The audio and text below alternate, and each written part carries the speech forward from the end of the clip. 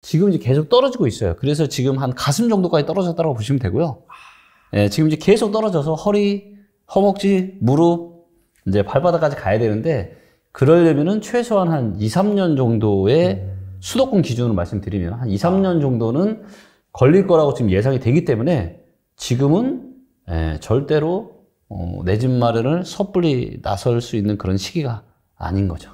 올해보다 내년에 훨씬 더 많이 빠질 것 같아요. 이런 분들은 어디 이사도 못 갈 거잖아요. 직설적으로 말씀드리면 그냥 거지예요.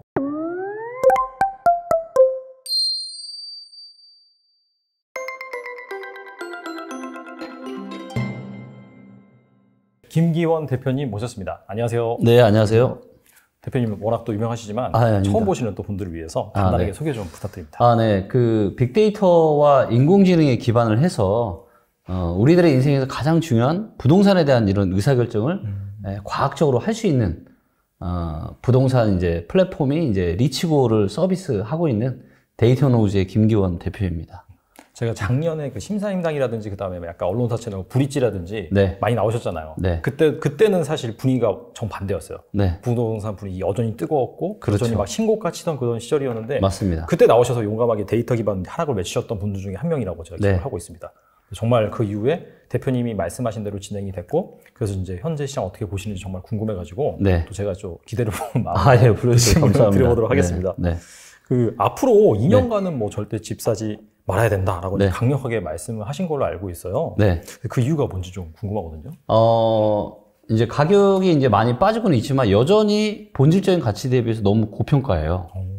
네. 그리고 이제 부동산이라는 거는 제가 누누이 말씀드리지만 이 항공모함과 같거든요. 항공모함이요? 항공모함이요. 그러니까 항공모함 한 번 방향이 정해지면 그쪽 방향으로 계속 가는 거죠. 방향을 이렇게 쉽게 왔다 갔다 하기가 힘들잖아요. 배 자체가 워낙 크니까. 네네. 근데 이제 이미 이제 요 데이터를 이제 잠깐 보시면 요거는 이제 한국 부동산원의 이제 실거래가 위주의 지수 데이터인데요. 보시는 것처럼 이제 올해 1월 달부터 계속 이제 조금씩 하락이 되더니 가면 갈수록 하락폭이 지금 계속 커지고 있죠. 요게 이제 주간 데이터거든요. 네. 그리고 주간으로 지금 매매가가 0.4% 이상, 전세가는 거의 0.6% 지금 하락을 하고 있어요. 그러니까 이게 하락 쪽으로 이제 이 부동산이나 항공모함이 방향을 틀어서 그쪽으로 가니까 보시는 것처럼 이 하락폭이 계속 커지고 있는 거죠. 이게 진짜 내려가는 속도가 더 빨라진다 그렇게 보는 거잖아요. 그렇죠. 하락폭이 점점점 더 뚝뚝뚝 지금 떨어지는 거고, 그리고 이런 일들이 역사적으로 항상 발생을 했어요. 저희가 이제 IMF 때도 부동산 시장이 굉장히 크게 하락을 했었고, 금리위기 이후로도 하락을 했었는데, 이게 이제 어찌됐건 부동산이라는 거는 내 집 마련은 인생에서 가장 큰 의사결정이잖아요. 네. 그러면 어디 발목 밑에서 사는 게 좋을까요? 어깨 위에서 사는 게 좋을까요? 당연히 이제 싸게 사는 게 좋겠죠. 그렇죠. 싸게 사는 게 좋겠죠. 네. 그래서 지금은 뭐냐면 지금 이제 계속 떨어지고 있어요. 그래서 지금 한 가슴 정도까지 떨어졌다고 보시면 되고요. 예, 지금 이제 계속 떨어져서 허리, 허벅지, 무릎, 이제 발바닥까지 가야 되는데 그러려면은 최소한 한 2, 3년 정도의 수도권 기준으로 말씀드리면 한 2, 3년 정도는 걸릴 거라고 지금 예상이 되기 때문에 지금은 절대로 내 집 마련을 섣불리 나설 수 있는 그런 시기가 아닌 거죠. 근데 이제 가슴 정도까지 왔다라고 말씀하셨잖아요. 네. 그 얘기는 약간 어떻게 본다면은 부동산의 약간 적정 가치라든지 어느 정도 빠지는 것이 현재 데이터 기반으로 합리적이라든지 그런 게 근거가 이제 있으셔서 말씀하신 거예요. 근거가 있죠. 네. 그래서 요거를 뭐 잠깐 설명을 좀 드리면 일단 지금 이제 실거래가가 지금 굉장히 많이 빠지고 있거든요. 네.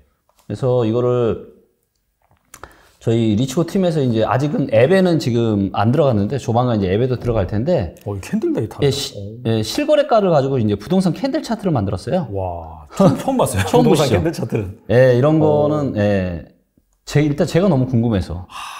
뭐 말들이 너무 많잖아요. 뭐 실거래가 어디는 뭐 어쩌고저쩌고. 근데 맞아요. 이 극단값, 그러니까 하위 5%, 상위 5%의 극단값을 제외한 이 캔들 차트입니다. 근데 요거 보시면 지금 이제 서울 기준으로 이제 평당 한 4,300 정도까지 찍었다가 요게 이제 올해 4월 달이거든요. 지금 쭉 내려오고 있죠. 네. 그래서 그래서 지금 3천만 원 조금 한 3,300 정도까지 지금 내려왔거든요. 야, 그럼 30% 정도 빠졌네요, 진짜. 30%까지는 아니지만 그렇죠. 한 20% 이상 지금 빠졌죠. 20% 정도, 네. 근데 이제 보시면 실거래가가 이제 2006년 이후부터 이제 공개가 됐는데 그때 이후로 지금 이 하락 폭이 가장 크죠. 근데 이제 아직도 멀었습니다. 아직도 계속 더 하락을 할 거예요. 그래서 이 가격이 아마도 저는 한 2017년, 18년 정도까지 아마 하락을 하지 않을까라고 조심스럽게 제가 예상을 해보고요. 그리고 이제 평당 한 2천만 원 정도 되는 겁니다. 그러면 여기에서 한 20, 30% 더 빠진다고 보시면 더 빠져야죠. 네. 한 30% 이상 더 빠지지 않을까 싶습니다. 네. 지금 하락폭보다 앞으로의 남은 하락폭이 더 크다. 그렇게 볼 수가 있겠네요. 그렇죠. 그리고 이제 실제로 이제 좀 대단지들을 한번 보시게 되면, 네. 잠실 주공 5단지 같은 경우도 사실 너무 뜨거웠잖아요. 맞아요. 그죠? 네. 또 재건축에 대한 멋지게 또 스카이라인 하면서 네, 그런 기대도 있었는데, 네. 이거 이제 그 호가 데이터를 한번 볼게요. 자, 이제 보시면 올해 6월 달까지만 하더라도 최저 호가가 26억 8천만 원이었습니다. 최고 호가는 31억이었고요. 네. 근데 26억 8천만 원이 지금 얼마까지 떨어졌냐면 20억 2천만 원까지 떨어졌어요. 그러면 거의 지금 7억이 떨어진 거죠. 맞아요. 네. 근데 이게 몇 개월이 안 됐어요. 이게 보시면 6월 달이니까 지금 11월이잖아요. 5개월 지금 조금 지났는데 7억이 빠진 겁니다. 야, 부동산 이렇게 빨리 빠진 건 처음 봤네요, 진짜. 그쵸? 네. 그러니까 아까 실거래가 캔들 차트에서 보셨지만 지금 분위기가 보통 심각한 게 아니다라는 거죠. 그래서 여기 이제 보시면 여기 이제 1년인데 작년 연말만 하더라도 거의 30억이었어요. 30억인데 지금 20억 가까이 지금 빠진 거니까 한 10억 빠진 겁니다. 지금 고점 대비해서. 한 3분의 1 토막이 이미 난 거죠. 네. 그리고 이 옆에 이제 신축단지인 뭐 엘스 같은 경우를 봐도, 네. 엘스를 봐도 이제 요게 한 2억 7천, 한 23억에서 28억 정도 했는데 최근에 이제 호가가 19억까지 20억 밑으로 지금 떨어졌어요. 네, 그래서 얘도 이제 지난 1년으로 보면 거의 최고가가 한 6억 정도까지 호가가 평균 호가가 됐다가 지금 20억까지 떨어진 얘도 한 6억 지금 떨어진 거죠. 네, 그러니까 굉장히 지금 이 실거래가 캔들 차트에서 보시는 것처럼 굉장히 지금 가파르게 지금 하락세가 나타나고 있는 거죠.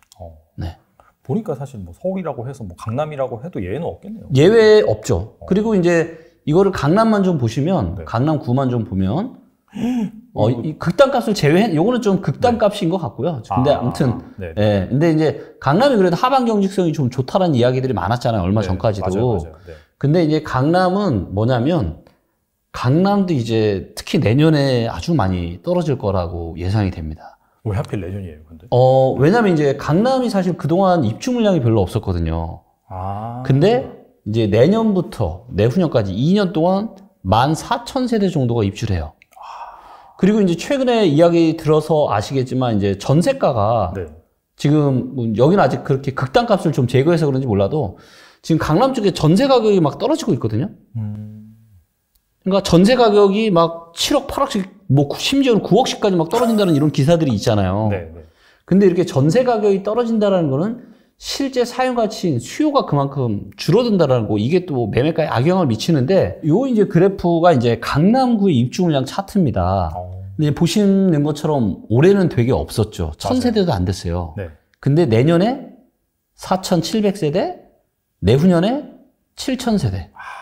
그러니까 한 12000세대 정도가 입주를 해야 돼요. 근데 문제는 뭐냐면, 입주를 할 때 잔금을 치러야 되잖아요. 그렇죠. 그렇죠. 근데 이미 반포에도 요번에 입주한 아파트 잔금을 치르지를 못해가지고 계약 포기하는 사례가 나타났다는 기사 혹시 보셨어요? 그 기사 못 봤어요. 못 보셨군요.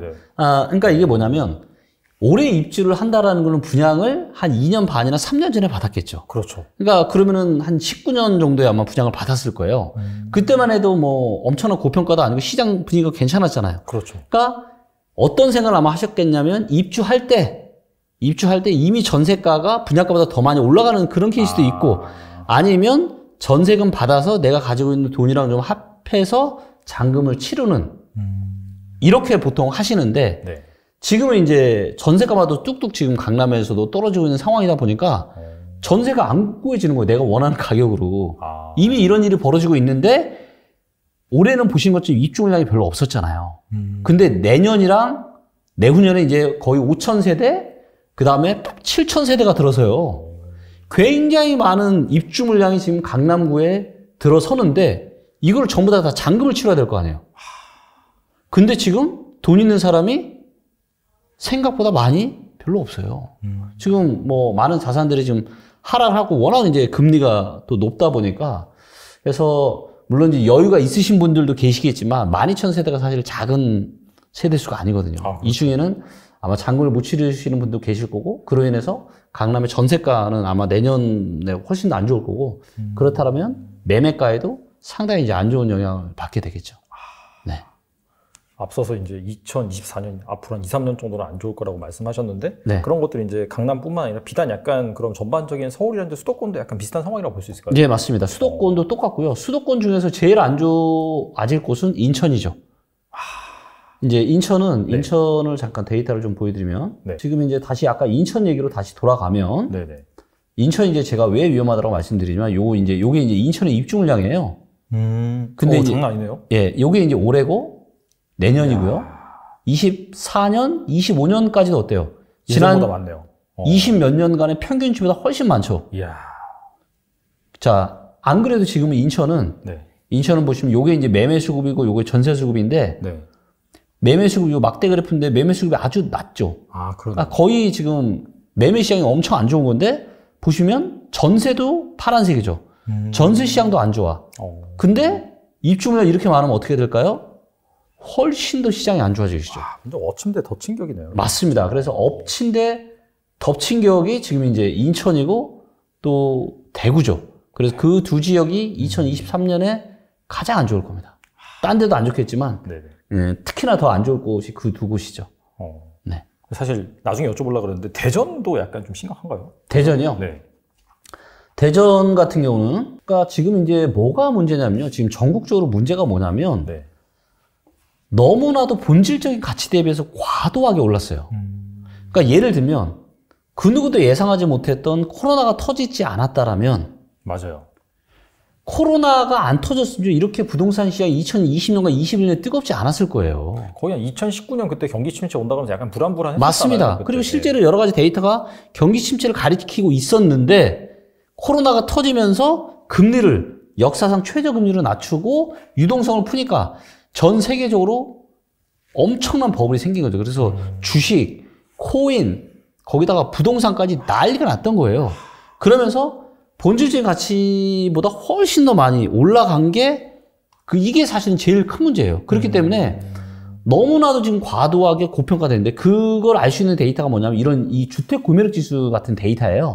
그래서 사람들이 대출을 껴서 대전에 지금 부동산을 사기가 얼마나 부담스러운지 부담스럽지 않은지를 보여주는 건데 사실 대전은 보시는 것처럼 그렇게 부담스러울 때가 별로 없었어요. 2008년도 그때도 그냥 일반적이었네요. 네, 그때도 금융위기 상당히 맞아요. 좋았는데. 그러니까 대전은 보시는 이게 이제 요 주황색이 가격 차트인데 네.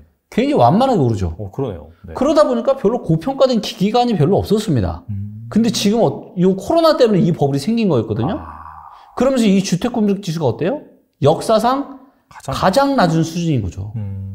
네, 그래서 사람들이 대출 껴서 지금 집을 살 수 있는 여력이 2004년 이후로 지금 2022년이니까 거의 30년 만에 가장 안 좋은 수준인데 문제는 뭐냐면 지금의 이 금리 인상이 어떤 경기가 좋아져서 금리를 인상을 하는 게 아니라 물가가 급등을 하기 때문에 인플레이션을 잡으려고 금리를 올리는 거잖아요. 네. 근데 물가가 급등을 하니까 우리 호주머니 사정이 어때요? 안 좋죠. 안 좋죠. 그런데 코로나 때 우리는 이미 대출을 엄청나게 많이 받아놨죠. 금리가 싸니까. 맞아요. 네. 그래서 금리가 싸니까 막 대출 받아서 주식하고 코인하고 뭐 부동산 연끌해서 하고 난리였잖아요. 근데 그 역풍이 지금 불고 있는 거죠. 네. 알겠습니다. 근데 문제는 뭐냐면은 금리 인상이 사실상 뭐 막바지라는 얘기도 나오긴 하지만은 말씀하신 것처럼 내년 좀 가봐야지 않은 그런 이슈고. 네. 근데 이게 짧은 기간 내에 너무나 많이 빠르게 올리다 보니까 우리나라 한은 같은 경우에도 지금 6번째 금리 인상이잖아요. 그렇죠. 그 영끌족들 막 2021년 코로나 터지고 유동성 풀릴 때 이러다가 나 완전히 벼락거지 되는 거 아니야 하고 사신 분들이 많단 말이죠. 너무 많죠. 그런 분들 같은 경우에는 지금 이제 어떻게 해야 되는지 뭐 버텨야 되는지 아니면 그냥 지금이라도 팔아야 되는지 버틴다면 좀 언제까지 버텨야 될지. 자, 일단 지역마다 좀 다른데요. 아까 제가 이제 좀 빠르게 반등이 나올 수 있다라고 말씀드린 지역이 있잖아요. 네. 뭐 경남, 경북, 충북, 충남, 전북, 제주도, 세종 뭐 이런 지역들. 이런 지역들은 지금 팔라고는 제가 말씀을 못 드릴 것 같아요. 그냥 지금은 좀 버티는 게 맞을 것 같아요. 힘드셔도. 네, 왜냐면 이제 뭐 정말 빠르면 한 1년 좀 지나면 바닥 찍고 반등이 나타날 수 있는데 아깝잖아요. 근데 이제 좀 고평가된 지역들, 뭐 서울, 경기도, 뭐 또 입주 물량까지 겹친 인천이나 대구 이런 데는 사실 어디까지 빠질지 가늠이 안 되거든요. 그리고 올해도 이미 많이 빠졌지만 올해보다 내년에 훨씬 더 많이 빠질 것 같아요. 그렇기 때문에 이분들이 이제 고민을 좀 해보셔야죠. 네, 상상을 해보셔야죠. 그래서 지금보다 더 빠지면 아마 지금 거의 원금이 없으신 분들이 되게 많을 거예요. 연금을 하신 분들 중에서. 뭐 예를 들면 제가 알고 있는 사례로는 이제 3억 대출, 주택담보대출 2억은 부부가 각각 1억씩 신용대출 받아가지고 10억짜리 아파트를 샀는데 얘가 지금 벌써 한 7억까지 떨어진 거예요. 네. 그리고 지금도 뭐 시시각각 또 떨어지고 있고요. 그럼 그동안 이자 낸 거, 취득세 낸 거 이런 거 감안하면은 지금 네. 그러니까 계산상으로 2억이지만 여기서 많이 더 떨어지면 이제 정말 이제 그러신 분들 뭐 정말 어쩌면 이미 이제 그러니까 이런 거죠. 뭐 예를 들어서 10억짜리 샀는데 얘가 10억짜리가 벌써 내가 대출을 한 4억 내 돈을 뭐 4억 껴서 대출 6억 받아 샀는데 얘가 만 6억까지 떨어지면 어떤 상황이죠? 내 순자산은 다 날아가고 지금 빚밖에 없는 상황이죠. 이런 분들은 어디 이사도 못 갈 거잖아요. 그렇죠. 이사 갈 수 없고 팔아도 이걸 팔면 그냥 직설적으로 말씀드리면 그냥 거지예요. 빚밖에 없는 거지예요.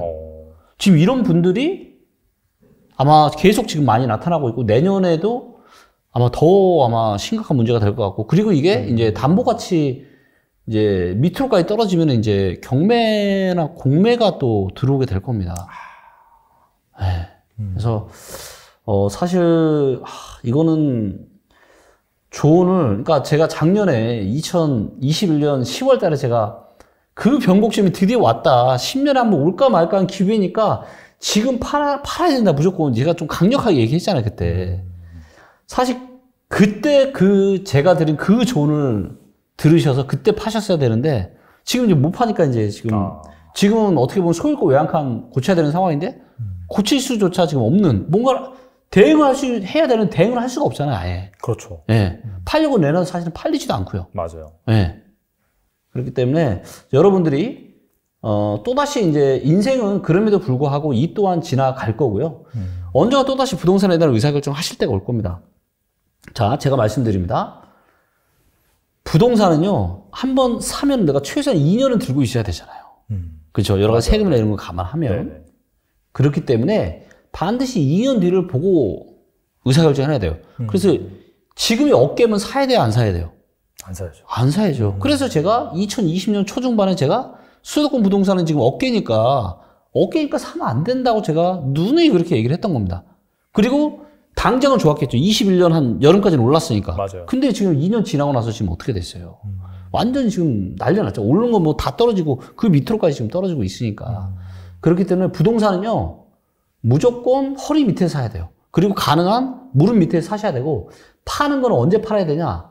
올라갈 때 팔아야 돼요. 올라갈 때. 왜냐면, 진짜 부동산이 무서운 게 뭐냐? 한 번 분위기가 바뀌잖아요? 이미 내놔도 안 팔려요. 맞아요. 그게 문제인 것 같아요. 네. 올해 3월, 4월 달에는 이미 내놔도 안 팔리는 시장이 돼버렸어요. 그러니까, 올라가는 중간에 이걸 파셔야지, 나는 끝까지 한번 상승을 먹어보겠다고 끝까지 버티다가 팔면 자칫 아예 못 팔 수도 있는. 그렇기 때문에, 부동산에 대한 의사결정을 이번에 좀 실수를 좀 하셨다면 다음에는 절대 그렇게 안 하시기를 응원을 드립니다. 네. 그런 데에서 아마도 저는 빠르게 반등이 나타날 거라고 보고 있고요. 진짜 이제 저는 좋은 기회는 뭐냐면 너무 좋은 꿀팁을 하나 좀 알려드리면 언제 내 집 마련 하는 게 좋냐. 네.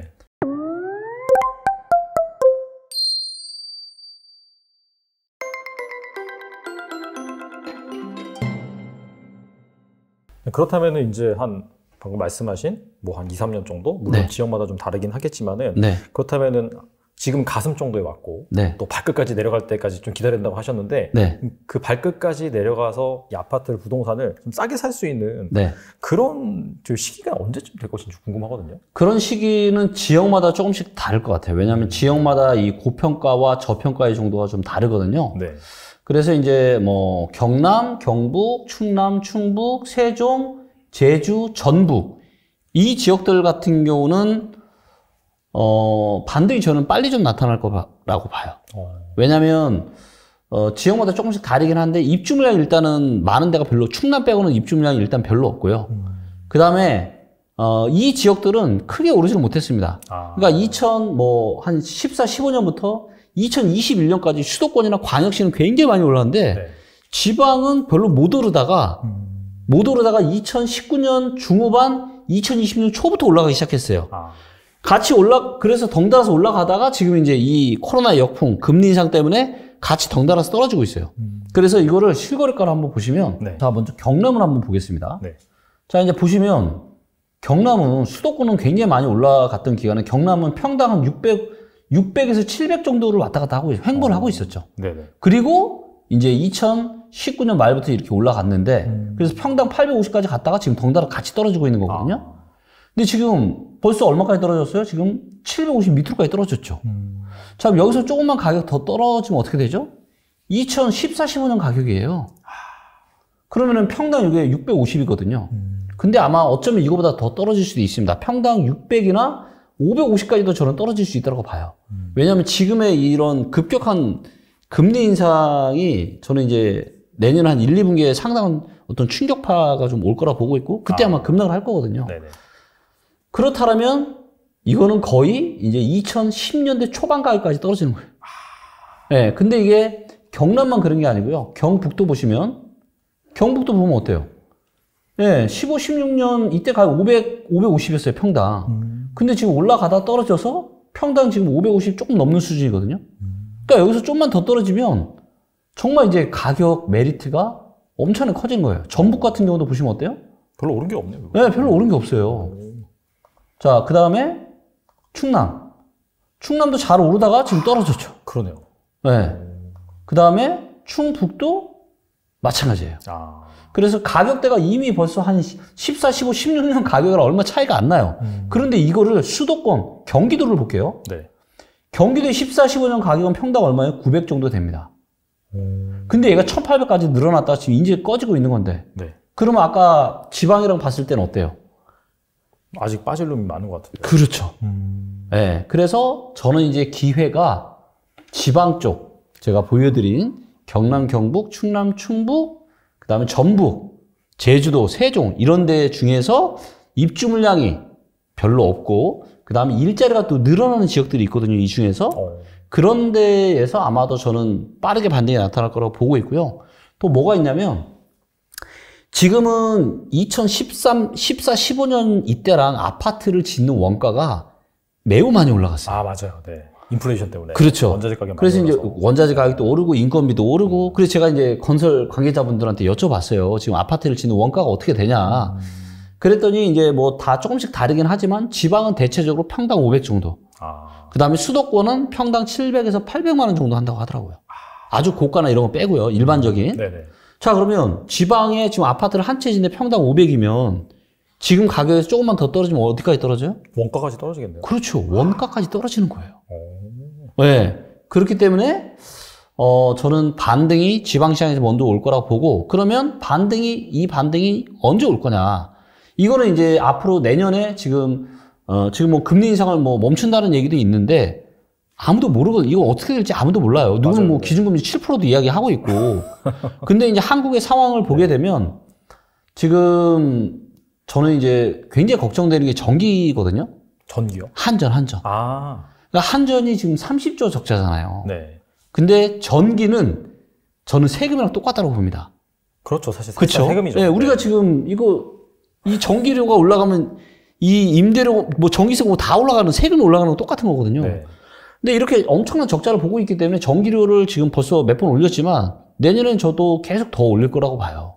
올릴 수밖에 없는 상황이죠. 그렇기 때문에 이런 한국의 물가가 쉽게 저는 진정이 되기가 쉽지 않은 상황일 것 같고, 거기에 이제 미국의 기준금리 인상이 어디까지 어떻게 될 거냐, 이거에 따라 다르긴 하지만, 많은 분들이 예상하는 것처럼 내년 중순에는 최소한 멈추긴 할 거다. 요 정도만 된다라고 하면은, 정말 빠른 지역은 내년 말 정도에도 기회가 올 수 있고요. 24년이나 늦어도 25년은 기회가 올 겁니다. 그리고 수도권이나 고평가된 광역시는 좀 더 빠져야 돼요. 그래서 이 지역들은 아무리 빨라도 24년 중후반에 지나야 될 것 같고요. 예, 25년이나 좀 늦으면 26년이 될 수도 있는데, 이제 우리가 지금 시점에서 지금까지 데이터를 가지고 미래를 가늠하는 거지, 데이터가 계속 바뀔 거잖아요. 그렇죠. 네. 그렇기 때문에 사실 이제 너무 좋은 꿀팁을 하나 좀 알려드리면, 언제 내 집 마련 하는 게 좋냐. 네. 여기 보시면 이제 뭐 혹시 관심이 있는 데 있어요? 어디 내가 만약에 수도권에 지금 기회가 오면 집 사고 싶은 지역. 집 사고 싶은 지역이요? 네. 저는 이제 하남시 미사 쪽. 하남이요? 하남시 미사 쪽. 하남 미사? 네, 네. 그러면 하남으로 가보겠습니다. 네, 네. 그럼 하남을 눌러요. 네. 그러면 하남에 분석이 있습니다. 분석을 누르면 여기에 투자 점수라고 하는 게 있어요. 네. 자, 이게 뭐냐면 지금 하남의 아파트를 사는 게 얼마나 좋은지 안 좋은지를 이 하남의 아파트 가격에 영향을 미치는 모든 데이터를 AI, 인공지능 믹스로 갈아 넣어서 하나의 점수로 뽑아낸 겁니다. 사실 데이터가 어렵잖아요. 뭐 입주 물량, 미분양, 뭐 저평가 너무 복잡하니까 하나만 알려줘. 그래서 이 투자 점수라고 하는 걸 이제 만든 거고요. 네. 자, 이제 보시는 것처럼 얘가 70점 넘을 때, 그리고 올라갈 때 사면 너무 좋아요. 투자 점수가 올라갈 때. 네, 그리고 70점 이상일 때. 네. 그러니까 70점 근처면 사도 괜찮은 거예요. 근데 이제 최근에 2021년 9월 달 네. 46.1점 최악이었죠. 그러니까 모두가 지금이라도 내 집 마련 영원히 옳다고 할 때 이 투자 점수는 최악이었던 거예요. 그리고 지금 투자 점수 올라오고 있는 거 보이시죠? 네. 그래서 지금 50.9점입니다. 근데 아직도 70점 되려면은 시간이 꽤 걸리겠죠. 그래서 여기에는 데이터가 뭐 일간, 주간, 월간, 분기 데이터가 다 믹싱이 돼서 이 점수가 나오는 건데 매월 바뀌어요, 이 점수가. 그럼 이 점수만 내가 체크하고 있으면 언제 하남에 집을 사는 게 내가 발바닥은 아닐 수 있지만 내가 무릎 밑에서 살 수 있는지를 데이터적으로 알 수가 있는 거죠. 네. 직관적으로 좋네요. 너무 좋죠. 저도 이걸로 네. 의사결정합니다. 네, 그리고 이거를 검증을 다 해봤을 거 아니에요. 그렇죠. 네, 검증을 해보니까 너무 정확해요. 예를 들면 금융위기 끝나고 2009년 초반에는 어디를 사라 그러냐? 제주도, 부산, 뭐 대구 이런 지방. 근데 금융위기 끝나고 수도권은 내리는 동안 지방은 계속 올랐어요. 그리고 2014년 중순에는 이 투자 점수가 뭐라 그러냐? 서울하고 경기도를 사라 그랬습니다. 걔네가 1등이었어요. 그때가 완전 바닥이었잖아요. 그때가 완전 바닥이었죠. 그러니까 이 투자 점수가 정말로 정확합니다. 네. 그래서 내가 사는 지역에 이 투자 점수를 계속 꾸준하게 한번 좀 보시면 많은 도움이 될 거라고 생각합니다. 이게 약간 지방 다르고 이제 수도권 다르고 서울 다르고 그렇게 하는데 돈은 어차피 상대적인 거잖아요. 그러니까 네. 수익률이 높은 쪽으로 쏠리잖아요. 네. 그래서 이걸 점수화 시켜가지고 네. 전 지방 전수를 알고 있다라고 한다면은 네. 그 중에서 확실히 점수가 가장 높은 쪽으로 돈이 쏠릴 가능성이 있으니까 네. 그렇게 또 의사결정을 하면 되겠네요. 그럴 수 있죠. 그리고 이제 뭐 투자 점수가 굉장히 좋은 지표긴 하지만 네. 모든 걸 또 다 포함하고 있진 않아요. 그래서 뭐 투자 점수도 보고 그 다음에 이제 상승임 지수라고 하는 게 있는데 그런 것도 보고 미분양이 줄어드는 것도 보고 또 투자 수익률을 극대화시키려면 전세가율이 매우 중요합니다. 그래야 이제 갭이 작으니까 작은 원금을 가지고도 투자 수익률을 극대화시킬 수가 있는 거죠. 네, 그렇기 때문에 데이터에 근거해서 정말 정확한 의사결정 하시려면 이런 다양한 데이터들에 대해서 다 이제 공부가 되어 있으면 좋겠죠. 네. 잘 활용하시면 좋을 것 같습니다. 네. 뭐 우연찮은 건 아니지만 그래도 준비를 잘 해놔서 네. 현금 확보를 하고 네. 그다음에 아까 말씀하신 이 네. 뭐 바닥까지는 아닐지언정 이 무릎 밑에까지 떨어진 상태를 기다릴 수 있는 그런 네. 투자자 같은 경우에는 앞서 말씀하신 뭐 제주라든지 뭐 경북이라든지 뭐 전북 쪽도 말씀하셨고 네. 그러니까 그쪽을 먼저 좀 기회를 찾아보는 게 좋을까요? 그러면? 네, 아무래도 뭐 거기는 그리고 뭐 돈이 많이 들진 않으니까 소액으로 좀 할 수가 있는 데고 근데 그래서 이제 그쪽으로 좀 하시면 좋을 것 같고 또 진짜 이제 저는 좋은 기회는 뭐냐면 경매랑 공매로 정말 좋은 기회가 올 것 같아요. 자, 이거 데이터를 제가 한번 보여드릴게요. 이거 네네. 진짜 저도 완전 깜짝 놀랐는데요. 네. 자, 요게 이제 아파트의 수도권, 서울, 경기, 인천의 거래량 데이터입니다. 네. 보시면 2019년 10월 달부터 2021년 1월 달까지 엄청난 거래량이 터진 게 보이시죠? 네. 자, 이걸 거래량이 아니라 거래 대금으로 한번 볼게요. 와. 어때요? 훨씬 더 엄청나죠? 네. 엄청난 손바뀜이 일어난 겁니다. 자, 누군가는 팔았고 누군가는 샀죠. 네. 엄청난 역사적인 가장 큰 손바뀜이 일어났고 이때는 기준금리가 어땠어요? 0.5%였죠. 맞아요. 금리가 너무 쌌죠. 그래서 누가 샀어요? MZ세대 2030이 영끌에서 이때 샀습니다. 자, 그런데 아파트만 그런 게 아니고요. 빌딩 볼게요. 상업 업무용. 네. 어때요? 빌딩도 만만치가 않네요. 만만치 않은, 요거는 이제 아주 특이한 거래인 거고요. 네네. 엄청난 역사상 최대 거래 금액이 터졌습니다. 그렇죠? 자, 또 보겠습니다. 오피스텔 볼게요. 야, 오피스텔도 어때요? 그래요. 그러니까 2020년 중순부터 21년까지는 금리도 너무 낮고 너무 이제 사람들이 이제 주식, 코인 막 투자에 완전 미치고 탐욕이 있다 보니까 엄청난 연끌을 해서 이때 역사상 최대의 거래 금액이 터졌어요. 자, 그런 얘기는 근데 지금 금리가, 대출 금리가 어떻게 됐죠? 금리가 벌써 2배 정도 됐잖아요. 네. 그러면 내가 대출 끌어다가 오피스텔 사고 아파트 사고 빌딩 샀어요. 근데 대출이다가 예를 들어 건물로 따지면 1,000만 원이던 대출 이자가 지금 2천만 원이 된 거잖아요. 네. 그리고 건물은 뭐예요? 70%, 80%까지 대출해 줬죠. 자, 이거를 감당하실 수 있는 건물주, 영끌에서 건물 산 건물주분들이 있을까요? 거의 없을 것 같은데요. 임대료가 그만큼 따라주지 못할 거잖아요. 그렇죠. 아니, 그럼 나가겠죠, 사실. 그렇죠. 네. 자, 그러면 어떻게 될까요, 이제? 이 금리 인상을 버티지 못하면 이런 것들이 전부 다 경매나 공매, 세금 체납에서 나오게 되겠죠. 그래서 지금 경매가 굉장히 많이 늘고 있고요. 서울이 1등입니다. 물건 나오는 게. 자, 그럼 이것들은 앞으로 금리가 뭐 조금씩이긴 할 수 있겠지만 금리가 더 올라가잖아요. 네. 내년 주식시장 금리가 조금씩은 더 올라갈 거잖아요. 네.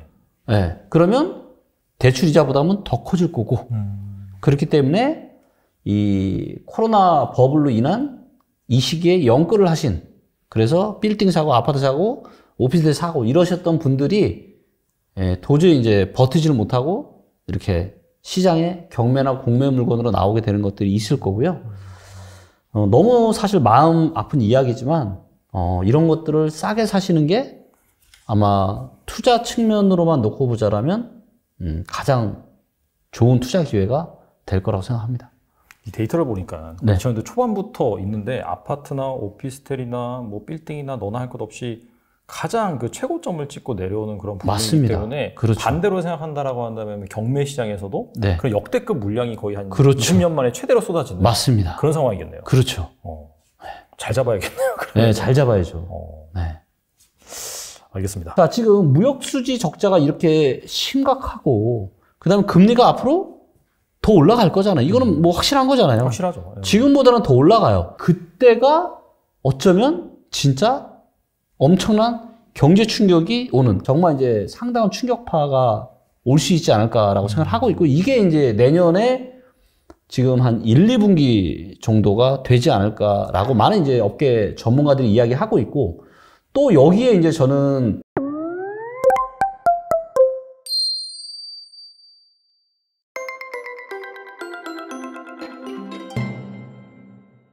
그리고 데이터 여러 가지 다루시고 계시는데 네. 이 데이터를 근거해서 봤을 때 네. 앞으로 약간 좀 경제 상황이라든지 그런 네. 부분은 어떻게 보시는지 좀 궁금하거든요. 뭐 사실 뭐 제가 경제 전문가는 아니지만 사실 부동산 시장이 경제랑 밀접하게 연관이 되어 있어요. 그렇죠. 그렇기 네. 때문에 안 볼 수는 없는데 자, 먼저 지금 이제 무역 적자 이야기가 많잖아요. 아, 맞아요. 네. 그러니까 한국을 주식회사로 따지면 우리 주식회사가 이익을 내냐 못 내냐는 결국은 이 무역 수지거든요. 한국 이 수출 의존도가 굉장히 큰 나라잖아요. 맞아요. 네. 자, 여기 이제 한국 무역 수지 데이터입니다. 네, 최근에 기사 나온 거 보셔서 아시겠지만 지금 8개월 연속 적자입니다. 야, 거의 40년 만에 최악이네요. 그리고 적자 규모가 네. 저도 이 데이터를 아무리 찾아봐도 없는 거예요. 그래서 이 데이터를 이제 해서 이제 리츠고 엑스퍼트에 얼마 전에 올렸는데 네. 이걸 보고 제가 너무 놀란 거예요. 자, 이때가 IMF 때거든요. 네.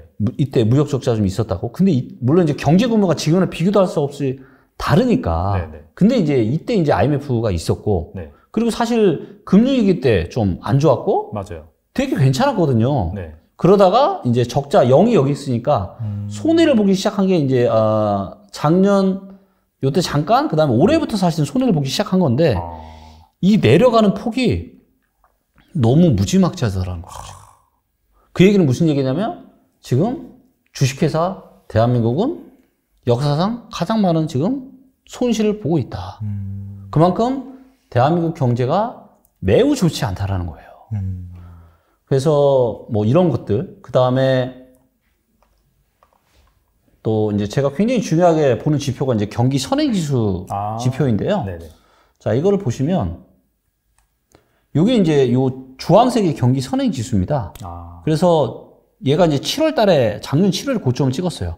그리고 지금 계속 떨어지고 있거든요. 네. 근데 주가도 작년 7, 8월에인가 고점 치고 계속 떨어지고 있죠. 맞아요. 네. 그래서 주식이나 이런 굉장히 밀접한데 이제 문제는 지금 동행지수, 요 파란색 동행지수는 올라가고 있어요. 너무 신기하죠. 왜 그러죠? 앞으로 6개월 뒤에 경기는 계속 안 좋아질 것이라고 작년 7월부터 7월 이후로 떨어졌으니까 지금 1년 넘게 떨어지고 있는 거거든요. 대세 하락을 하고 있는데 동행지수는 출렁출렁하면서 올라가요. 즉 이 이야기는 뭐냐면 이제 금리 인상이 되면서 이 경제에 대한 충격이 금방 오지 않잖아요. 예, 그러다 보니까 조금씩 미뤄지는 거고, 요게 이제 아마 내년, 1, 2분기 어느 즈음에 지금 올 거라고 보여지는데, 이제 보시면, 선행지수는 떨어지는데 도행지수가 올라갔을 때가 언제냐? 96년 초중반이니까 IMF 터지기 직전이에요. 이때도 보시면, 선행지수는 선행지수는 떨어지는데 도행지수가 올라가잖아요. 예, 근데 좀 있으니까 도행지수마저 같이 급락을 했었고, 그렇죠. 금융위기 때도 보시면, 요게 이제 2007년, 8년인데, 선행지수는 이미 2007년 10월 달에 고점 찍고 떨어지죠. 네. 근데 도행지수는 올라가죠. 근데 좀 지나가 도행지수가 떨어지죠. 그렇죠. 자, 지금 무역수지 적자가 이렇게 심각하고, 그 다음에 금리가 앞으로 더 올라갈 거잖아요. 이거는 뭐 확실한 거잖아요. 확실하죠. 네. 지금보다는 더 올라가요. 그러면 당연히 이 동행지수도 저는 떨어질 거라고 봅니다. 그리고 그때가 어쩌면 진짜 엄청난 경제 충격이 오는. 그래서 선행지수와 도행지수가 둘 다 하락할 때 정말 이제 상당한 충격파가 올 수 있지 않을까라고 생각을 하고 있고, 이게 이제 내년에 지금 한 1, 2분기 정도가 되지 않을까라고 많은 이제 업계 전문가들이 이야기하고 있고, 또 여기에 이제 저는 너무 중요한 하나의 이슈가 있는데, 그게 뭐냐면 이 부동산 시장의 하락이 부동산 관련 기업들이랑 금융회사에 악영향을 미치게 될 거다라고 제가 올해 4월달, 5월달쯤에 제가 이야기를 했었어요. 그리고 최근 한 2달 전부터 이런 일들이 지금 불거지고 있죠. 맞아요. 네. 네, 왜냐하면 지금 건설회사들은 얼마나 힘든 입장이냐면 원가는 계속 올라가잖아요. 아파트를 짓는 원가는 올라가요. 거기다가 지금 또 중대재해법인가요? 그거 있다 보니까 이거에 따른 비용도 또 들어가죠. 그런데 돈을 내가 써서 아파트를 지금 짓고 있는데 분양을 했는데 안 팔리잖아 이게. 그러면 제조업으로 따지면 뭐냐면 내가 돈 들여서 물건 만들었는데 물건이 안 팔리고 뭐로 났냐면 재고로 쌓이는 거예요. 그렇죠. 지금 대한민국의 많은 기업들이 재고가 올해 굉장히 많이 증가했잖아요. 근데 부동산의 재고가 뭐냐? 그게 바로 미분양이라는 겁니다. 그래서 미분양이 늘어나게 되면 건설회사는 돈이 돌질 않아요.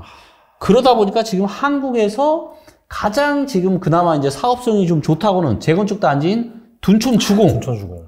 근데 둔촌주공도 공사가 중단이 됐다가 KB 쪽에서 대출 금리 12%로 해서 겨우 자금 조달을 했잖아요. 대한민국에서 가장 어떻게 보면 지금 검증됐다고 하는데도 지금 대출 금리가요 12%예요. 웬만한 지금 PF는 20%에 육박하는 데가 굉장히 많습니다. 근데 만약에 지금 이 상태로 간다라면 미분양이 더 쌓일 거거든요. 네. 그럼 부동산 관련한 기업들이 어떻게 될까요? 훨씬 더 힘들어지겠죠. 파산한 데도 있겠네요, 진짜. 그렇죠. 지금도 이제 뭐 롯데건설 같은 경우도 지금 위험한 이야기들이 계속 나오고 있잖아요. 어떻게 보면 돈이 너무 급하니까 여기저기서 그냥 돈을 막 지금 이제 땡기고 있는데 이런 것들이 원래라면 없어야 되는 이런 일들이 지금 발생하고 있거든요. 근데 이런 것들이 만약에 이 둔촌주공이 그래서 저는 트리거가 될 수 있다. 많은 사람들이 지금 기대하고 있어요. 둔촌주공 그래도 입지 좋고 대단지고 하니까 사람들이 선호한 아파트 단지니까 잘 될 거야 라고 기대를 하고 있지만 만약에 안 되면 어떡할 건데요? 다른 데 완전히 다. 그렇죠. 그때는 야, 아니 둔촌주공마저 안 되면 딴 데는 진짜 이거 안 되겠다. 그러면 부동산 관련한 기업들은 돈 구하기 더 힘들어질 거고, 예, 또 대출 많이 해줬던 뭐 이런 금융회사들도 훨씬 더 힘들어지겠죠. 그래서 이런 것들이 아마 불거지고 사회적인 상당히 심각한 문제가 되는 시점이 내년 1, 2분기 어느 즈음이 되지 않을까라고 보고 있고요. 네, 그래서 사실 좀 개인적으로는 내년이 좀 많이 걱정이 됩니다. 네.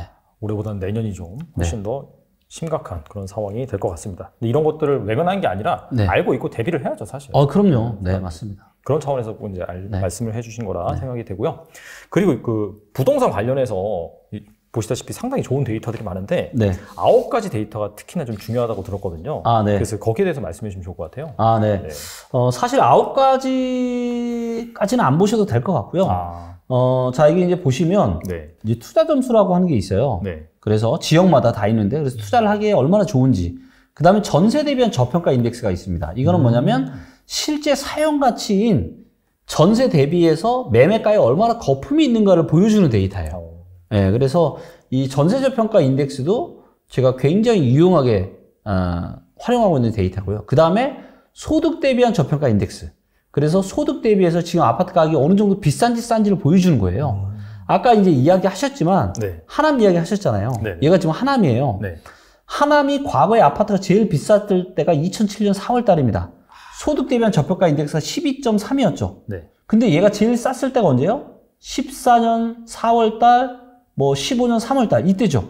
14, 15년이 요 막대 그래프가 제일 밑에 있을 때잖아요. 제일 저평가 됐을 때라는 거죠. 이때 그리고 샀으면 어떻게 됐을까요?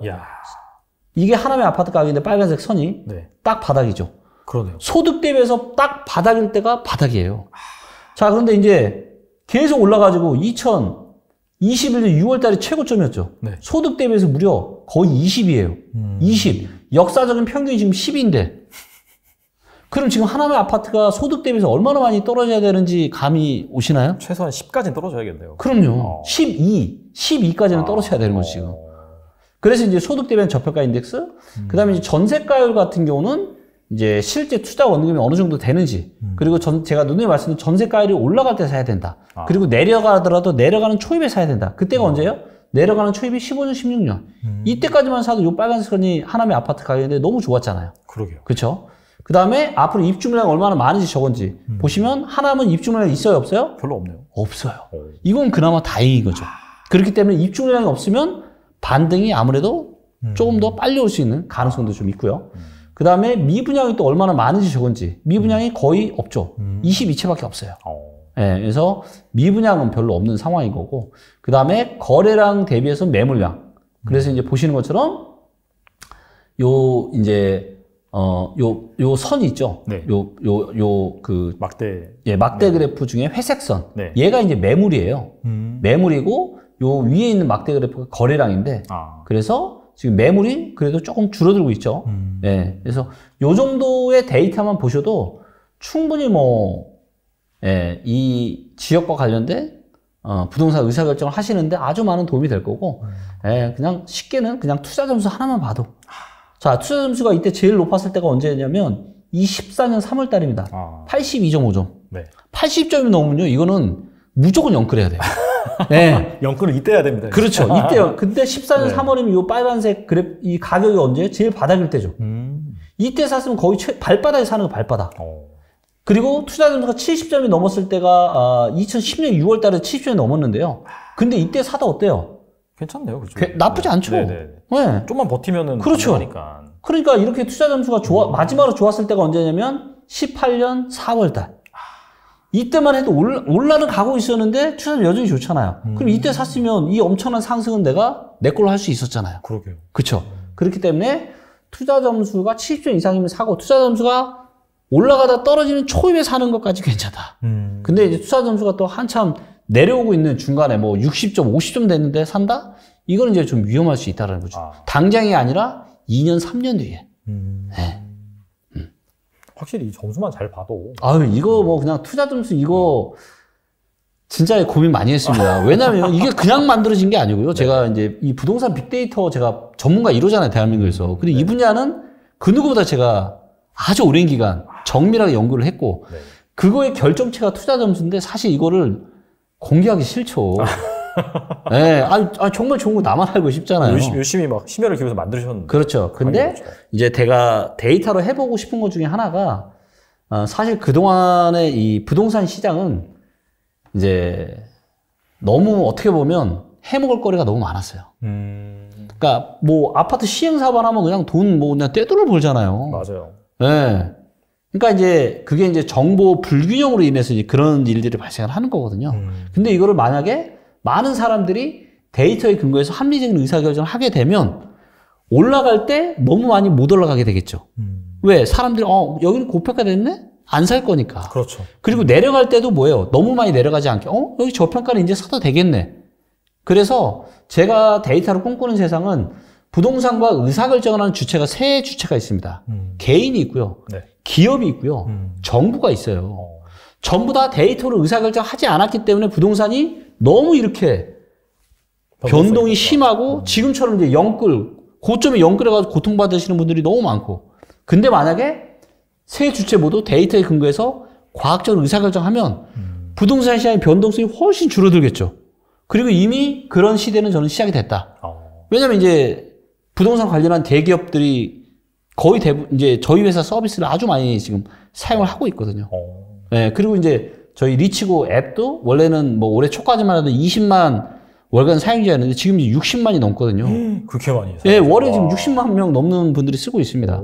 그래서 기존에 그냥 데이터만 보여주는 부동산 앱들과는 다르게 의사결정을 어떻게 하면 잘할 수 있을 것인가에 대한 포커싱이 맞춰져 있기 때문에 이거는 사실 유일한 앱이거든요. 그래서 개인이나 기업들이 합리적 의사결정을 해서 대한민국 부동산 시장의 안정화에 좀 도움이 됐으면 네, 그런 마음입니다. 네. 제가 이제 부동산 투자를 좀 잘하고 싶어가지고 정말 이제 대한민국에서 부동산 강의 좀 한다 하시는 분들 강의는 제가 다 들었어요. 한 3, 4년 동안은 강의료만 한 5천만 이상 썼죠. 진짜 많이 썼는데 근데 네. 사실 부동산에 대한 의사결정이 인생에서 가장 중요한 거잖아요. 그렇죠. 그래서 네. 결국 강의 들으면 뭐 해야 돼요? 그러면 언제 살지, 어디에 사야 되는지를 알아야 되는데 네. 아무도 모르는 거예요. 부동산 전문가라고 하시는 분들도 몰라요. 그리고 또 이야기를 해도 또 틀리는 거죠. 그래서 제가 인간 전문가는 명확하게 한계가 있을 수밖에 없다. 자기가 전국 방방곡곡을 다 다닐 수 없잖아요. 그렇죠. 근데 데이터는 계속 실시간으로 바뀌면서 그래서 데이터가 이제는 그 어떤 인간 전문가보다 더 정확하게 할 수 있는 시대가 이미 시작이 됐구나. 그래서 이제 이런 빅데이터를 연구를 하게 된 거고요. 사실 뭐 부동산이 투자 수단이긴 하지만 그 전에 네. 주거 꼭 필요한 그럼요. 그런 부분이기 때문에 맞습니다. 너무 변동성이 크거나 그러면은 사실 별로 좋지가 못합니다. 그럼요. 네. 그래서 차근차근 좀 올라가더라도 그렇게 좀 그렇죠. 올라갈 수 있게 맞아요. 그렇게 또 기여를 하시니까 네. 여러분께서 잘 활용하시면 좋을 것 같고 그때야말로 연끌해서 사면 된다. 1억이면은 최소한 5채에서 10채는 할 수 있을 것 같아요.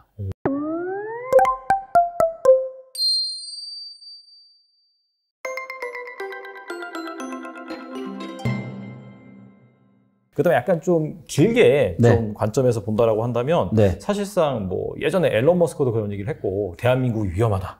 나중에 사라질 수 있다. 100년 후에는 네. 인구가 계속해서 감소를 하다 보니까. 그렇죠. 그래서 이제 앞으로 약간 좀 시계열적으로 장기적으로 봤을 때는 네. 이 대한민국 부동산 시장이 괜찮은 건지 그 부분도 좀 궁금하기도 하거든요. 네. 이 부분은 이제 먼저 말씀을 드리도록 하겠습니다. 네. 이제 소위 이런 말이 있죠. 부동산은 오늘이 제일 싸다. 맞아. 그게 많이 들어봤어요. 그렇죠. 네. 특히 이제 재작년 분위기 너무 좋았을 때 이런 말 많이 나왔잖아요. 자, 그런데 이 말은 기본적으로 옳아요. 맞습니다. 왜 그런 얘기가 나오냐면, 자, 우리가 이제 부동산이 있고, 돈이 있어요. 돈이랑 부동산을 바꾸는 거잖아요. 근데 돈의 총량은 어때요? 계속 늘어나죠. 통화량은 계속 늘어나죠. 네. 만약에 이제 인구가 줄어드는 시대는 이미 됐고, 세대수도 줄어드는 시대가 올 거예요. 하지만 그럼에도 통화량이 줄지 않고 늘 수 있겠죠. 왜냐하면 누구라도 내 월급이 줄어드는 걸 원하지 않잖아요. 맞아요. 그러니까 자연스럽게 인플레이션은 생길 수밖에 없어요. 그러면 전제 조건은 뭐냐? 돈의 총량이 계속 늘어난다. 자, 그러면 부동산의 총량이 있을 텐데 부동산의 총량은 늘어요, 안 늘어요? 안 늘죠. 안 늘죠. 네. 부동산은 건축물과 토지로 이루어져 있는데 일단 토지의 총량은 늘지 않습니다. 그렇죠. 그리고 건축물의 총량은 늘 수 있지만 우리가 살고 싶어하는 건축물, 즉 새 아파트나 새 집은 정해져 있잖아요. 맞죠. 기본적으로 건축물은 늙으니까. 그렇기 때문에 부동산의 총량은 정해져 있고 돈의 총량은 계속 늘어나요. 그럼 이거 두 개를 바꾸려면 어떻게 해야 돼요? 통화량이 늘어나는 속도만큼 부동산 가격이 올라가는 게 정상인 거죠. 그래서 인구 문제도 인구 문제지만 가장 중요한 건 통화량을 보셔야 됩니다. 그래서 이제 그런 거에 기인을 해서 만든 데이터가 뭐냐면 대한민국의 M2 통화량 대비해서 아파트 시가총액이 어떻게 되는지를 다 데이터적으로 추적을 했어요. 네. 그래서 보시는 것처럼 통화량의 총량이 계속 늘어나죠. 네. 계속 늘어납니다. 그리고 앞으로도 통화량은 계속 늘어날 거예요. 근데 이제 최근의 문제는 뭐냐면 보시는 것처럼 원래 시가총액과 통화량이 엎치락 뒤치락 비슷하게 움직였죠. 네. 그러니까 얘들이 서로 이제 이렇게 꽈배기 꽈듯이 조금은 통화량이 더 많았다가 어쩔 때는 아파트 시가총액이 더 많았다 이렇게 비슷하게 왔는데 네. 언제 이게 틀어졌냐? 전고점이 122%입니다. 122%. 그러니까 M2 통화량 전체보다 아파트 시가총액이 22% 많았던 거죠. 근데 언제? 코로나가 터지고 임대차 3법 때문에 이 난리가 됐던 거예요. 그러면서 통화량 대비해서 최고 47%까지 거품가 됐습니다. 그래서 이게 거품이 빠져야 돼요. 어디까지? 통화량 밑으로. 자, 보시면 2000년대 초반도 통화량보다 아파트 시가총액이 낮았죠? 네. 그 다음에 2013, 14, 15년도 어때요? 통화량이 아파트의 시가총액보다 즉 아파트 시가총액이 더 작아요. 이럴 때가 바로 시가총액이 높은 서울이나 수도권이나 광역시의 아파트를 사기 너무 좋은 시기였다라는 거죠.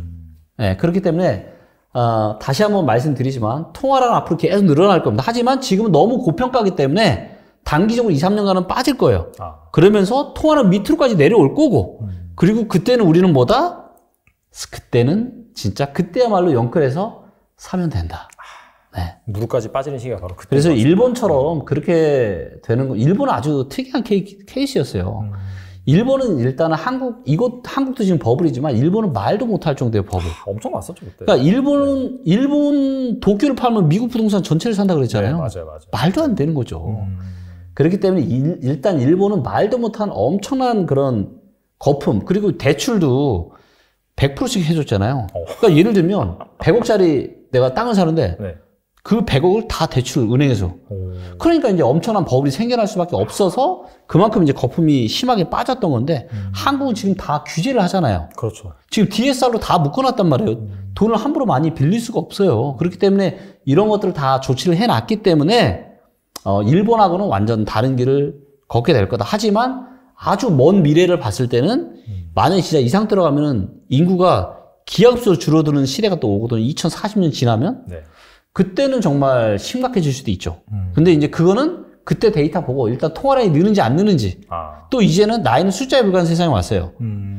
그래서 평균 수명이 계속 지금 늘어나고 그리고 나이 먹어도 건강하게 사시는 분들이 너무 많잖아요. 그렇기 때문에 일단은 당장은 뭐 일본처럼 될 거다라는 거는 절대 그런 이야기에 현혹되지 않으셨으면 좋겠어요. 네. 그때 가서 데이터를 보고 그렇죠. 판단하는 것이 현명한 그런 부분인 것 같습니다. 네. 그렇다면 앞으로 이 전월세 시장은 어떻게 될까요? 네. 일단 전세 시장은 계속 하락하게 될 거고요. 자, 이것도 데이터로 제가 한번 보여드릴게요. 네. 자, 일단 이것도 지역마다 다 다릅니다. 근데 이제 제가 하는 방식대로 그냥 여러분들이 하시면 돼요. 자, 예를 들면 어쨌든 잠실이 대단지가 많으니까 제가 잠실 예로 많이 드는데 리센치를 한번 가보겠습니다. 2단지. 자, 그럼 여기 보시면 이제 전세가 있어요. 네. 전세. 그리고 전세 최저가를 분석을 해보겠습니다. 자, 전세가 지금 원래 한 1년 전에 15억 정도 했는데 지금 계속 빠져서 10억까지 떨어졌죠. 네. 그리고 요 막대 그래프가 매물인데 전세 매물이 어때요? 증가하고 있네요. 늘고 있죠. 전세 매물은 줄고 전세 가격이 호가가 계속 떨어지고 있어요. 즉 지금 전세는 안정화되고 있다. 네, 안정화되고 있습니다. 그리고 지금은 전세도 다 대출이잖아요. 그렇죠. 근데 지금처럼 이런 고금리 시대에 대출을 받아 전세 산다? 쉽지 않다라는 거죠. 자, 그러면 그래서 이제 사람들이 몰릴 수밖에 내가 어디냐? 바로 월세 시장입니다. 그래서 근데 월세 시장도 제가 더 올라가기는 힘들 거라고 얘기했습니다. 왜냐하면 월세도 이미 코로나 전이랑 비교하잖아요. 코로나 터지고 나서 잠실 같은 경우는 70% 넘게 올랐어요, 월세가. 그렇게 많이 올랐어요? 너무 많이, 그러니까 말도 못하게 올랐던 거죠. 자, 근데 이제 월세 데이터도 지금 보시면 월세도 이제 호가를 다 저희가 전월세 환산율을 다 계산해서 이걸 하나의 차트로 나타내게끔 만들어놨는데, 네네. 자, 지금 이때만 하더라도 한 6월 달만 하더라도 지금 350만에서 460만 원 정도 됐어요. 근데 지금 얼마까지 떨어졌냐? 282만 원까지. 와. 최저 호가가. 이걸 12월 달에 그래프로 보면 월세도 어때요? 계속 지금 우하향하는 거 보이시죠? 월세 막대 그래프도 어때요? 매물 숫자도 늘고 있죠. 네. 그래서 이게 왜 이런 일이 생기냐면 이제 많은 사람들이 아니 지금 그럼 결국 월세로 갈 수밖에 없기 때문에 월세가 계속 증가할 거 아니냐 이렇게 전망을 하는데 저는 다르게 봅니다. 왜냐하면 그거는 공급자 입장에서 그런 거고요. 수요자 실제로 월세를 사는 수요자 입장에서는 일단은 전세를 살고 싶은데 대출 받아서 전세자금 대출 이자는 게 너무 비싸니까 전세를 못 가고 월세로 가는 거잖아요. 근데 월세도 이미 코로나 이전과 비교하면 70%, 80%씩 올랐단 말이에요. 너무 비싸. 근데 물가가 계속 오르니까 우리 호주머니 사정이 어때요? 안 좋죠. 안 좋죠. 그리고 대출을 이미 이전에 다 받아놨고. 그러니까 내 호주머니 사정이 어때요? 이 월세를 낼 수 있는 여력이 없어요. 그럴 수 있는 사람이 없으면 집주인들이 어떻게 돼요? 월세를 내릴 수밖에 없죠. 아니면 내가 월세에 맞춰서 외곽으로 빠지거나. 네. 그렇기 때문에 결국 수요는 월세밖에 없지만 그럼에도 불구하고 월세가 막 엄청 급등하거나 이런 일은 없을 거다. 하지만 이런 흐름도 지역마다 또 달라요. 지역마다. 예를 들면 평택 같은 경우는 지금 월세가 급등을 하고 있습니다. 자, 이거는 또 뭘로 우리가 한번 알아볼 수 있냐면 여기 이제 랭킹 가시면 네.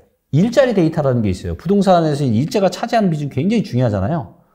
자, 근데 여기에서 뭐 한 인구 10만 명 이상으로 한번 보고 이거를 뭐 한 6개월 보겠습니다.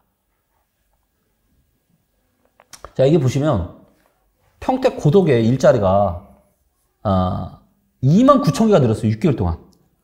뭘 했길래 자, 이거 고덕에 이제 삼성전자 그 반도체 분야에 들어오잖아요. 얘를 누르면 일자리를 보여주는데 이야. 자, 일자리가 어때요? 엄청나네요. 자, 이게 5월 달에 몇 개냐면 5월 달에 10,000개였거든요. 네. 1466개였는데 지금 최신 데이터 9월이 얼마 34,000개예요. 이야. 그래서 평택 고덕이 지금 월세가 어떻게 되느냐? 월세가 한 3, 4개월 전에 140, 150이었거든요. 지금 얼마냐면 200이 넘어가요. 그러니까 이거는 사실 많은 분들이 뭐 예를 들면 서울이 떨어지면 다 떨어지는 안 이게 부동산은 지역마다 사이클이 다 달라요. 그렇기 때문에 이런 것들을 뭐를 보고 의사결정을 하냐?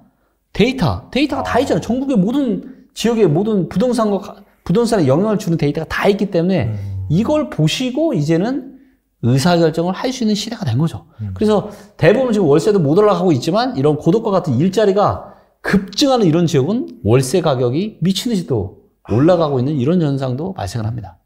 네. 야, 일자리 늘어나는 게 정말 중요하네요. 보니까. 중요하죠. 네. 알겠습니다. 지금까지 정말 이 부동산 관련된 시장 전망, 그 다음에 어떻게 이 부동산을 합리적인 가격에 좋은 타이밍에 잘 살 수 있는지 데이터를 기반으로 잘 설명을 해주셨는데 저희 채널 그 공식 질문이 하나 있습니다. 네. 만약에 1억 있다면은 네. 지금 이 상황에서 네. 어떤 부동산을 사면 좋을지 네. 대표님의 생각을 말씀해 주시면 좋을 것 같습니다. 지금은 아무것도 안 사죠. 네. 네. 지금은 아무것도 사지 않죠. 왜냐하면 데이터에서 좋다라고 이야기하는 지역이 하나도 없잖아요. 네. 그렇기 때문에 네. 지금은 안 사겠지만 만약에 기회가 온다. 그러면 1억이 있으면 저는 갭 투자를 할 것 같아요. 네. 충분히 할 수 있거든요. 그래서 이제 투자 점수가 좋고 갭 투자에서 가장 위험한 거는 입주 물량이에요. 앞으로 입주 물량이 많은데 갭 투자하는 건 너무 위험합니다. 그래서 투자 점수가 좋으면서 입주 물량이 없는 곳을 저는 골라서 1억이면은 최소한 5채에서 10채는 할 수 있을 것 같아요. 지방 쪽에서 지방이기 때문에 그렇게 비싸지 않기 때문에. 네, 그래서 아마 저라면 1억이 있다라면 시기를 기다렸다가 바뀌는 데이터를 보면서 네네. 뭐 빠른 내년 연말이나 아니면 내후년 정도에 괜찮은 지역에 갭 투자를 저는 하겠습니다. 아니면 이거나 아니면 경공매를 하거나. 네. 근데 경공매는 좀 품이 많이 들어가기 때문에 공부를 따로 해야죠. 명도도 해야 되고 네. 뭐. 네. 알겠습니다. 아마 이 영상을 처음부터 끝까지 제대로 보셨다면은 대표님이 1억을 가지고 어느 지역에서 갭 투자를 할지 분명히 잘 아실 거라고 생각을 그렇죠. 해요. 전 바로 생각이 납니다. 네. 자, 지금까지 나오셔서 정말 좋은 말씀 많이 해주셨는데 내년 시장이 더 안 좋아질 가능성이 충분히 있다. 이 데이터 기반으로 말씀하셨고 뭐 이게 뭐 겁주고 그런 게 아니라 현실을 잘 받아들여서 그렇죠. 지금이라도 너무 리스크 관리를 안 했다라고 한다면은 리스크 관리를 충분히 하시고 그 다음에 상대적으로 내 집 마련을 안 하신 분들 같은 경우에는 돈을 잘 모아가지고 대표님이 말씀하신 그런 타이밍 그리고 추가적으로 데이터를 계속해서 보면서 대응을 해야 되기 때문에 이 리치고 서비스도 한번 이용해 보시면은 분명히 여러분들이 내 집 마련, 뭐 투자기에 잘 잡을 수 있을 거라고 생각이 됩니다. 네, 지금까지 김기현 대표님 나와주셔서 감사합니다.